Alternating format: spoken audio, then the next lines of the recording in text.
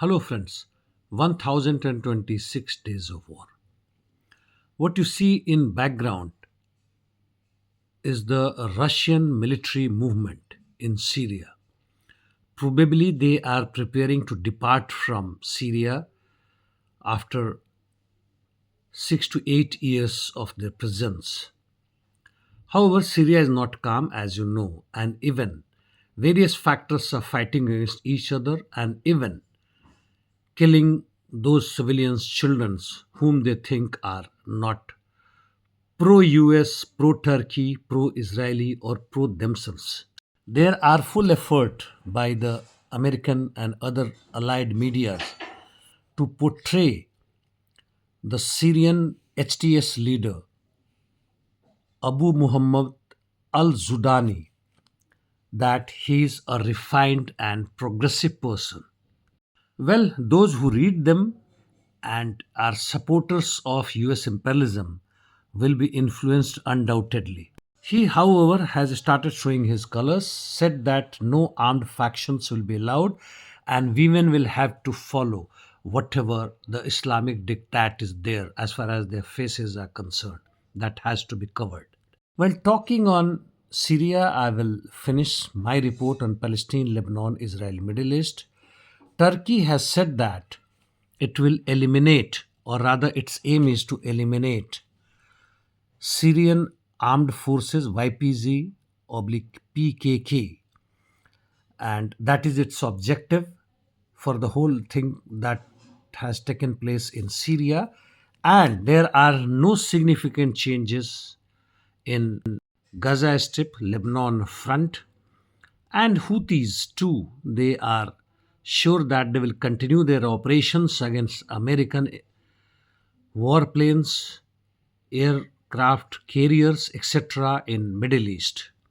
In southern Ukrainian war zone, no changes on Kherson, while in Zaporozhye, Russians' offensive operation continues towards Starozevo, north of Blagodatne. In Orikhovo Remivka salient west of Starozevo, Russians advanced Gulyai Pol, Velika Novoselivka road. Also, their offensive operations continue towards Novi Kumar and Novo-Okretin. Coming to east on Kurakhov-Pokrovsk sector, where the major offensive by Russians continuing. Russian army in Sukhi Yali and Uspenov Ostrovsk, that is Konstantinopolskoye direction, and also towards Dalny is continuing. They are advancing towards Yantarnoye. As far as Kurakhov city itself is concerned, the city Adam has fallen to Russians as all the high rise buildings also have come under Russians.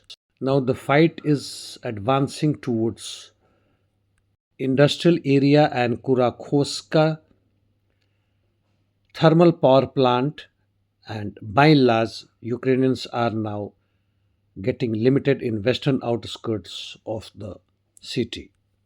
Pokrovsk city fierce battle continuing in Shevchenko and its neighboring establishment Pishanoe.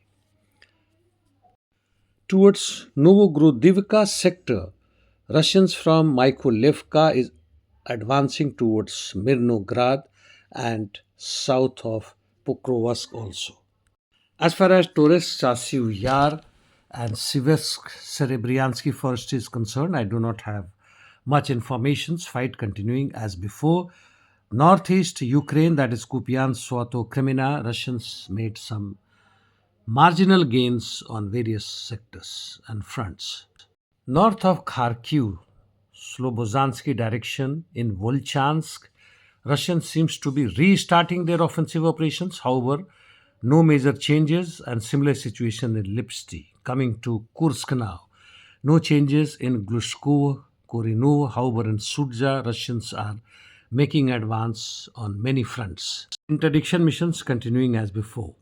In Georgia, Mikhail Kavelash has been elected as new president by 224 to 76 votes. And naturally, this is not being accepted by the previous president. and mass protest continuing. There are talks about Armenia Azerbaijan peace treaty. Let us hope that it succeeds without US and European Union or NATO intervention. US military presence in Latin America is rising like in Aruba, Curacao, while Chinese BRI is spreading in Panama, Puerto Rico, etc. Lastly, South Korean president is impeached. Good for the country. Thank you. See you tomorrow.